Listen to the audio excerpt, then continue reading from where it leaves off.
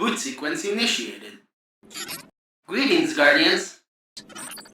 Accessing lore archives. Final warning. The fleet of tiny wings. The pull of a trigger.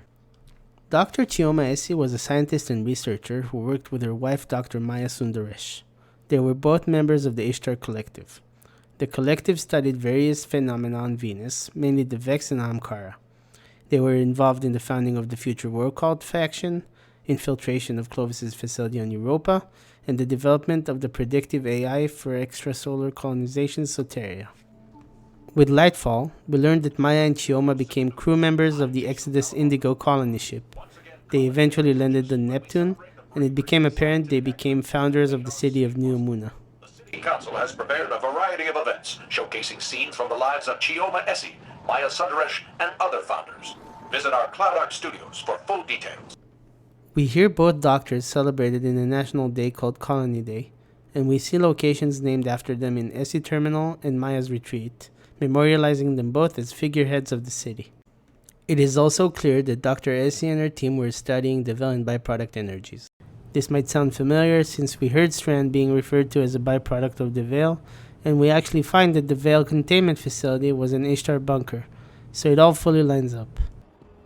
If Strand is another side of the darkness, how come we've never encountered these sources before? The old bird thinks it's like a stink cloud the Veil leaves behind. I said it's a similar type of byproduct. My esteemed colleagues, while enjoying my afternoon cup of Samathi Silvertip, a gift from Dr. Dewan after his sabbatical, thank you again, dear friend, and ruminating on our planet's orbital corrections and the orbital corrections we ourselves make throughout our own lives, a completely unrelated revelation came to me. I realized, often in times of rest, how my mind wanders its own furthermost reaches, and how the answers to my most vexing questions present themselves at that time with absolutely no fanfare. This phenomenon is worth studying in its own right by people much smarter than I, but I digress.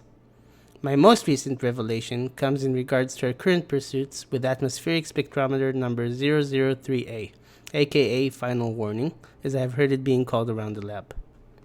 The odd capabilities this Final Warning harbors have long been suspected by Dr. Sundaresh to be a byproduct of the Veil, replicating energy signatures we most often observe in fluid dynamics. With that in mind, I propose we begin testing the ability to engage that energy using both the Magnus and gyroscopic effects. We attempt to create a paracausal skipping stone, if you will. How we accomplish this remains to be seen, but I encourage you to not spend the next few days thinking about it, as we will discuss it at the next staff meeting. Enjoy your weekends, Dr. Esi. So, Dr. Chioma Esi and Dr. Maya Sundaresh are members of the Ishtar Collective and founders of Neomuna. Dr. Esi and her team are studying the Veil. They hypothesize that some unexplained phenomena are byproducts of the Veil.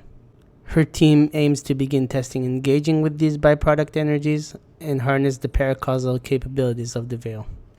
We now know that the byproduct of the Veil is actually Strand. We essentially complete their research in the final Strand questline, and we end up with the Strand Sidearm. It is clear that the Ishtar Collective knows a lot more about the Veil, and the confirmed quest for Season 21 will hopefully shed more light into that knowledge. Let me know in the comments if you think they will have any significant leads, and if you found this story interesting, consider subscribing to the channel for more Destiny content.